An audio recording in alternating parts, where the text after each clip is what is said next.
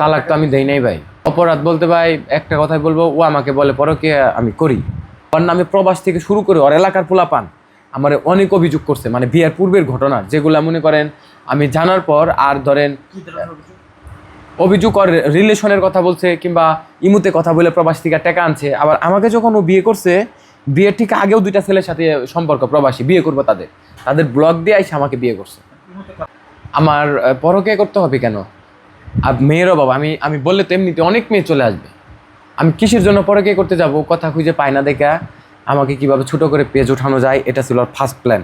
Second plan হচ্ছে পরকীয়া আমি করছি না, পেজ তো আর 4-5টা খুলছি, পেজ ছাড়া ওর পার্সোনাল ফেসবুক আইডি 4টা। আপনাদের কাছে প্রশ্ন রেখে গেলাম, এই বাংলাদেশের কোন মেয়ে তার জামাই জানে না কিন্তু তার বউর পার্সোনাল আইডি 4টা, যে আইডির পাসওয়ার্ড জানে না, এন থেকে যাই আইডি লগ ইন দেয়, আমি বাসার থেকে গেলে তারপরে লগ ইন দেয়। ওই ছেলেকে যার সাথে কথা বলে অলরেডি ও এক ইউটিউবারের সাথে রাত 12টা 1টার সময় যখন কথা বলে, যত প্রবলেম থাকুক পারিবারিক, ফ্যামিলি, ব্যক্তিগত, আমি যারা চিনি না, কখনো দেখি নাই, আমার এলাকার কেউ না, আমার আত্মীয় স্বজন কেউ না, তার সাথে কী কথা থাকতে পারে।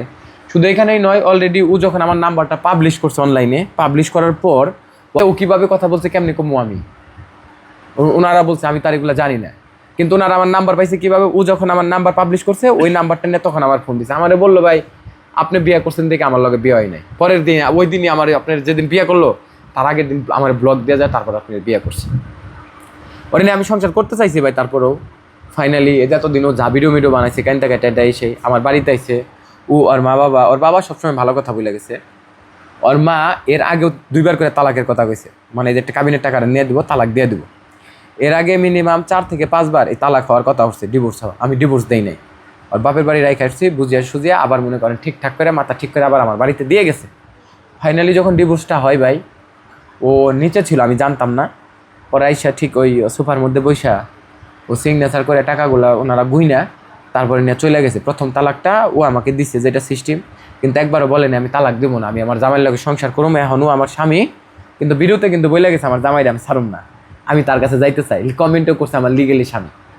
তাহলে যখন ছাড়াছাড়ির মুহূর্তটা চলে তখন তো একবারও বললো না যে এটা আমার বাড়ি, আমার ঘর, এটা আমি সাজাইছি, আমি এখানে সংসার করব। আমার এলাকার ভরা লোক ছিল তখন, সুন্দর করে সিগনেচার দিছে। আর আমি তো সিগনেচার করার সময় ধরেন কথা বলার সময় আমি কাঁদতে কাঁদতে, আমার আপনি তো সবাই দেখছে, সবাই দেখছে। আর আমার মা বারবার এত কিছু পরে বারবার চাইছে সংসার করুক, সুখে থাকুক। ও আলাদা বিনো খায়, আমার ফালে তুইয়া যায়, তাহলে আমার রাইন্দা খাওয়াই কারা?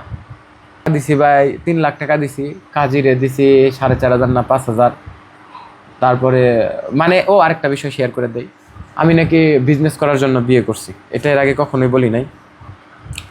ওরে বিয়ে করছি যেই দিন আর ডিভোর্স হলো যেদিন, ওকে যে টাকা দিছি এই বিয়ের দিন আর ডিভোর্সের দিন মিলে ধরেন 3.5 লাখ গেছে। ওর চিকিৎসার পিছনে ধরেন সর্বনিম্ন 1 লাখ গেছে, সিস্টের রুগী, হসপিটালে গেছি মিনিমাম 25-30 বার হবে। ওর খাটের নিচে যদি যায় এরকম ফাইল উঠে খালি ওর আলট্রার এবং ওর ট্রিটমেন্টের। আর ওষুধ যেগুলো সব দামি দামি ওষুধ। তারপরে আমার শ্বশুর বাড়ির আত্মীয় স্বজন, শ্বশুররা যারা আছে তাদের জন্য আমি যথাসম্ভব করার চেষ্টা করছি। আমার পিছনে আমি চাই না যে তারা একটা পয়সা ব্যয় করুক। সব মিলিয়ে ধরেন যদি হিসাব করা হয় তাহলে এই 7 মাসের সংসারে সব মিলিয়ে 8 লাখ টাকার মতো ধরেন এক্সপেন্সেস হয়েছে। আর ওদের নিয়ে যত জায়গায় চলছি ফিরছি ঘুরছি 10টা টাকার কয়েন খরচ করেনি। এখন যারা বলে যখন দিয়ে আমি বিজনেস করছি, তাহলে যারা নিয়ে সংসার করতেছি, যদি বিজনেস করার ইচ্ছা থাকতো আমি কি তার পিছনে এত টাকা খরচ করতাম? এই কাবিনটা যেদিন বিয়ে করছি, শুনেন, কাবিনটা যেদিন বিয়ে করছি তারপরের দিন কোর্টে যাই আমি কাবিন করছি। তাহলে তো কাবিন আমি নাও করলে করতে পারতাম, তাহলে আমি করলাম কিভাবে, এই কি বলে বিজনেস করলাম কিভাবে? কাবিন তো আমার উপরে নির্ভর ছিল। আচ্ছা, আপনি এই অভিযোগগুলো যে দিচ্ছেন, আপনার কাছে কোনো প্রুফ আছে? সব আছে। আপনি দেখাতে পারবেন? কোন প্রুফ দেখতে চান? আপনি এই যে বললেন সে বাহিরে কথা বলছে বিভিন্ন হ্যাঁ, ছেলেদের সাথে, এটা নিয়ে ওর বাসায় গ্যাঞ্জাম হচ্ছে, লাস্টলি এই বাসায় আসার সময় গ্যাঞ্জাম হচ্ছে, আর বাসার ভাড়াটিয়াও জানে। না, এটা তো আপনি মুখে বললেন না। মুখে বললাম, ওই প্রবাসীর ডকুমেন্ট আমার কাছে আছে, সবই আছে। দিতে পারবেন? আমি দিলে তো আপনি পাবলিশ করে দিবেন। অবশ্যই পাবলিশ করবেন। এর আগে তো আমি একটা ওই যে ভাইরা যখন আসছিল, যখন ওই মেসেজ পাঠাইছি সাথে সাথে ওই মুহূর্তেই আমি দেখে দিছি।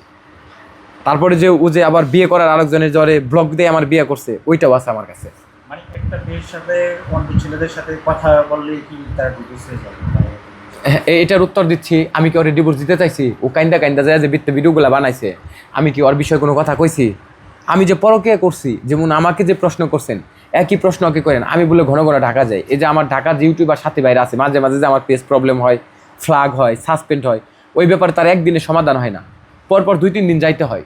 ওইখানে যে চ্যাটমেট করা, কথা বলা, এখানে ভাই সময় চলে যায়।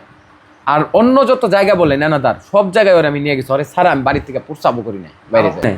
আলম হাসান আর কয়টা বিয়ে করে? আমি ভাই এখন আমি যে চিন্তা ভাবনা নিছি, আমাকে যারা মেসেজ দিচ্ছেন মেয়েরা ভাবতেছেন যে আমার বাচ্চা আছে, দেখি ওর কাছে বিয়ে করতে পারি কিনা যদি বিয়ে হয়। আমি জানি এটা অনেকের চিন্তা ভাবনা আছে, কিন্তু আমি আর আমার মানে বর্তমান সিচুয়েশন অবস্থার পরিপ্রেক্ষিতে আমার বিয়ে করার ভাই কোনো ইচ্ছা নাই। মিহালরে আমি মানুষ করতে পারি যেন।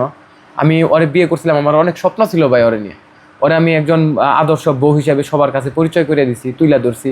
এটা ছিল আমার সবচাইতে বড় ভুল ভাই। ওর আমি আসল রূপটা, চেহারাটা আমি আড়াল করে রেখে ওর ভালো রূপটা সবাই দেখাইছি। যদি আমার ইচ্ছাই থাকতো উন্না ছাড়া ওর ভিডিও করতাম, ওর আমি না চাইতাম, ওর আমি বাজেভাবে প্রেজেন্ট করতাম, আমি তার কোনোটাই করি নাই ভাই। আমার আমার আমার যে কষ্ট হয় না ভাই, আমার অনেক কষ্ট হয়। আমি নিজেও এই বিষয়টা নিয়ে গত 2 দিন ধরে খুব কষ্ট পাইতেছি যে আমার ছেড়ে দেওয়ার কোনো ইচ্ছাই ছিল না ভাই। কোনো ভিডিও ছাড়ছি, ও যে কথাগুলো বলছে, কান্নাকাটি করছে, আমি যদি রিপিট ভিডিও ছাড়তাম তাও তো 13-14 লাখ টাকা ভিউ ঢুকাইতে পারতাম। আমি তো আর কোনো ভিডিওই ছাড়ি নাই, খালি 2টা লাইভ করে আমি শিওর করছি যে ও আমার নামে যে কথাগুলো বলতেছে এই ঘটনা। আমি নিরুপায় হয়ে লাইভ করছি, আর কোনো ভিডিও ভাই আমি পাবলিশ করি নাই। এটা বললেন না ভাই, আমি নীরব ছিলাম। আমি অন্য ভিডিও পাবলিশ করছি, আমি ঘুরছি, আমার বাড়ির অন্য ভিডিও কিংবা আমার পাশের ভিডিও এরকম করছি। ওর ব্যাপারে কোনো ভিডিও ভাই পাবলিশ করি নাই 15 দিনে। ও করছে, ও কইরা 4টা পেজ উঠাইছে এবং পার্লারের মেয়ের সাথে ঘুরে। একটা মেয়ের সারাসারি হলে দেখবেন সে কষ্ট পায়, কান্নাকাটি করে। আর সে কি করছে, চুল স্ট্রেট করছে, চেহারায় ফেসওয়াল করতেছে, বুঝতে পারছেন, নায়িকা হইতাছে। আমি দোয়া করি নায়িকা না, ও পরিমণিরে উনি যেন ছাড়িয়ে যাইতে পারে।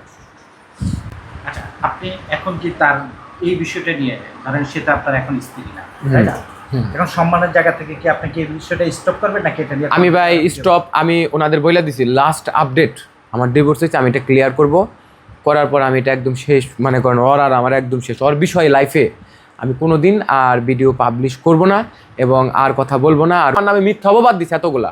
এখন আমার ডিভোর্স হয়ে গেছে, আমি বাধ্য হইয়া আমার এই বিষয়টা ক্লিয়ার করা প্রয়োজন ছিল, কারণ আমি তো এর আগে ভাই বলি নাই। মানে আমি কোনো কিছুতেই ওর কথা আমি বলবো না, আমি শুধু ক্লিয়ার করবো ভাই, এইটুকুই, আর কিছু না। Thank you.